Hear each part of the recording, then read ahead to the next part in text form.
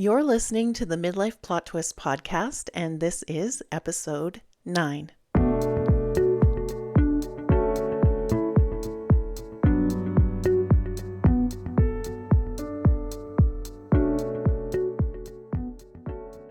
Hi there, it's a brand new week, and we are on episode 9. I can't believe that I've been putting out episodes now for 6 weeks. In the first week, I published, I think, 3 episodes at once. So yeah, I've been at this for 6 weeks now, and I love it. Before I get into the subject of today's episode, I have a special surprise for listeners of the podcast and my Instagram followers. Hopefully the followers on one are followers on the other. And if you're not, go follow. Yes, I've been working on a holiday gift for the last little while for you as a thank you for listening to my podcast and for following. For years, I have thought of December as an opportunity to take stock of the previous year and to look to the year ahead with intention.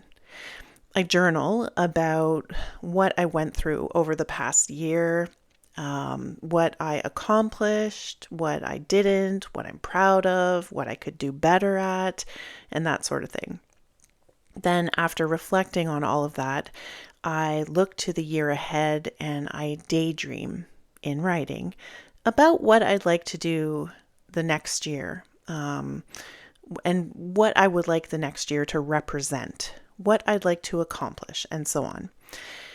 And since I find it so helpful, I wanted to share a version of this process with you. So, in preparation for becoming our very best midlife selves in 2026, I've made a free workshop for you. It's only available until December 31st at 11:59 Eastern Time.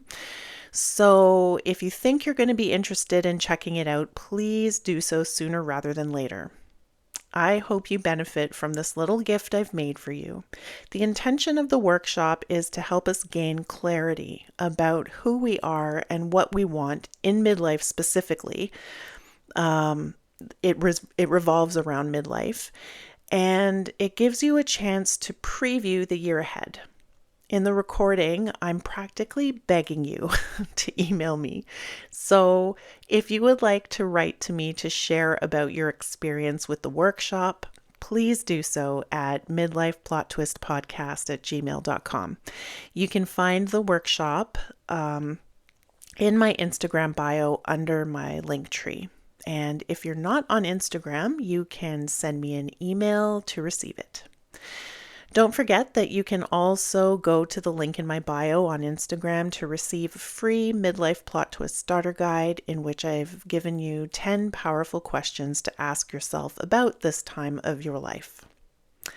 As you can see, my MO is all about self-awareness and growth, specifically as it revolves around how we are changing and evolving in midlife. So, yeah, there's a lot about that, and journaling now that I think about it. I hope you like these things.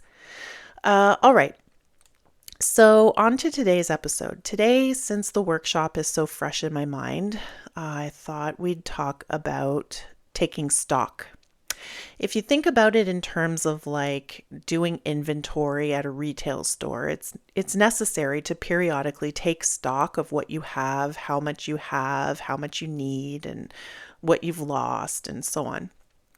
You can't really make any decisions about how to restock or stock the store until you know what you already have. In all the retail jobs I've worked in my life, we've had to take stock of inventory or take inventory once a year. So at minimum, maybe we should be taking stock of ourselves like this at least once a year. So what does this mean for us? Well, it's time to look at what we're dealing with. That was awkward. It's time to look at what we're dealing with going into 2026. I think it's a good time to do that, being December.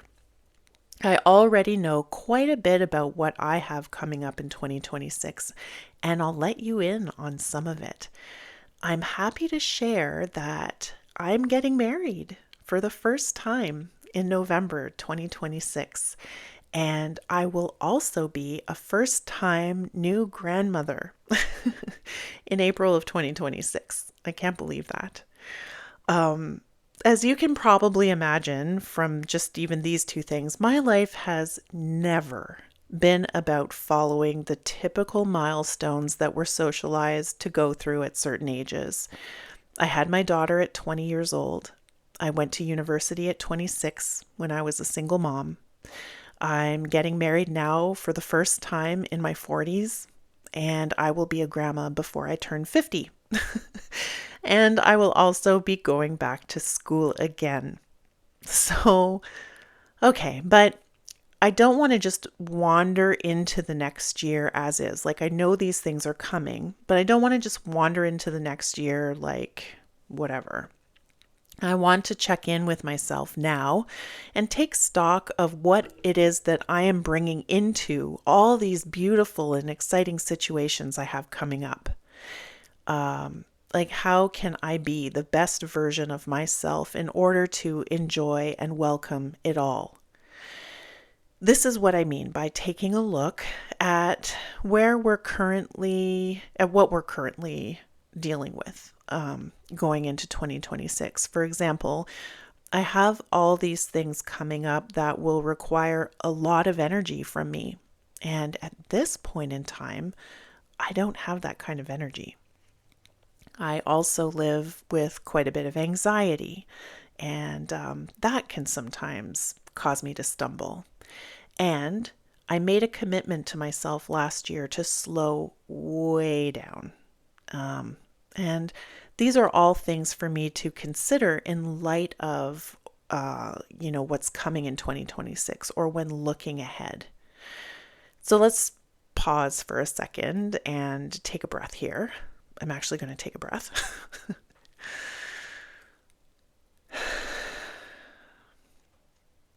It's easy for me to get ahead of myself.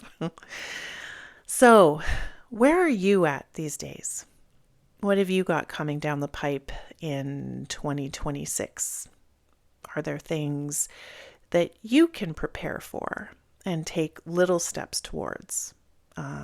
Like things on your radar that are already on your radar? Are there things that you're going to have to wait for and be patient about this coming year? And do you have that kind of patience right now? And if you don't, like, I don't know, for all of these things, like, how can I best support my energy and make sure that I maintain the slow living that I need to be doing with my health situations? What do you need to do to be more patient? What do you need to do to welcome in what's coming for you? Or, stuff like that.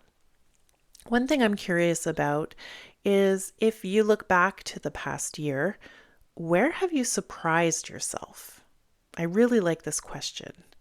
Where have you surprised yourself? And what would you answer? In our 40s, many of us are navigating things like reevaluating our identities. For example, I'm disentangling myself right now from the identity of professor. We're also shifting energy and navigating things like shifting energy and capacity. And this is possibly impacted by perimenopause. We might be discovering that we're in perimenopause for the first time or that sort of thing. And we're also navigating changing relationships with our kids as they age, our partners as our relationships deepen or not. Our chosen family and our aging parents. And we're also navigating this new kind of craving of purpose in our lives that we have yet to define. And there could be a lot to consider here with all of these things. There's a lot going on in midlife that, I don't know, we don't have to pay attention to it. We don't have to do any of this, but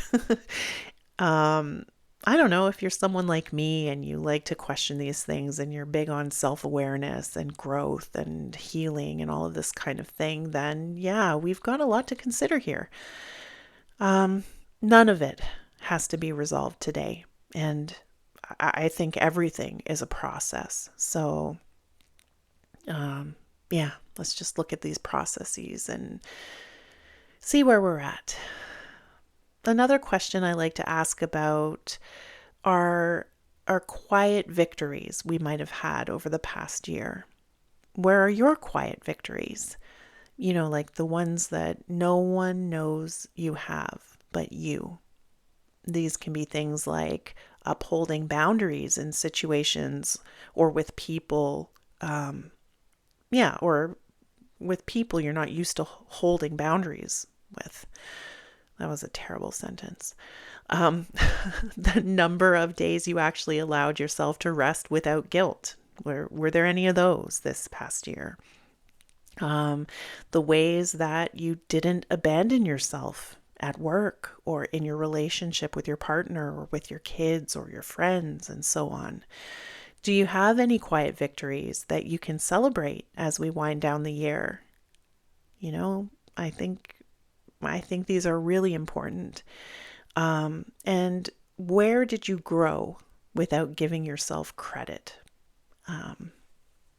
So many of us have PhDs in self-growth and healing and maturing and stepping into ourselves. And if we can celebrate those together, I think that is a really good thing. Someone posted a reel recently that I reacted to on Instagram today, I think. And it's about how as we head towards the end of the year, there will be many people talking about accomplishments that they've had. And it's important to know that it's enough to have just made it to the end of the year, especially this past year has been bonkers. Or something to that effect. And I want to emphasize that everything that I'm talking about today is not meant to make people feel like they have to be hyper productive or anything like that. I want to emphasize that this is true, that if you just made it to the end of the year or to the next year, that is enough and is fantastic. I just wanted to clarify that what I am talking about here is not about accomplishments and achievements so much as it's about just taking stock and getting really clear about where we're at so that we can make really good choices for ourselves and our best, most supportive interests in the new year. Taking stock isn't about achievements. It's about noticing those things that go uncelebrated and unacknowledged throughout the year and loving ourselves all the more for them. So as I look back and think about where I was and who I was at this time last year, as well as younger versions of me, I know that the woman I was or the girl I was is really really proud of me. Oh my God, that makes me emotional. She's really proud of me. And as I look ahead, I know that the future version of myself is cheering me forward right now, every single day. Oh God. I love talking into a microphone in a room by myself and crying. Like, if I could, I don't know, if there's a fly on the wall or whatever, I wonder what that fly would think. Okay, where was I? So, yeah, I think the most important milestones that I've gone through this past year are the moments where I chose myself, especially with the health things that I've been dealing with and everything, and with this career change that I'm gradually going through. What about you? What about you?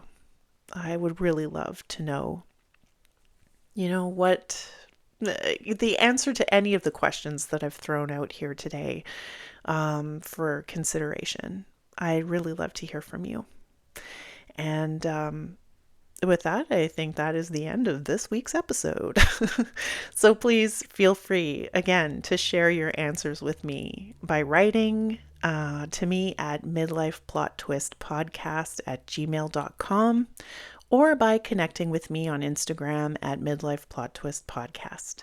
And don't forget to pick up your free gift, the year-end Taking Stock of 2025 workshop. And finally, if you are enjoying this podcast so far, please follow it on whatever platform you use for your podcasts and give it 5 stars or whatever if there's a rating system. Doing so helps the algorithm gods know that it's worthwhile to push my podcast reach farther. I hope you enjoyed this week's episode, and as always, and until next week, be well.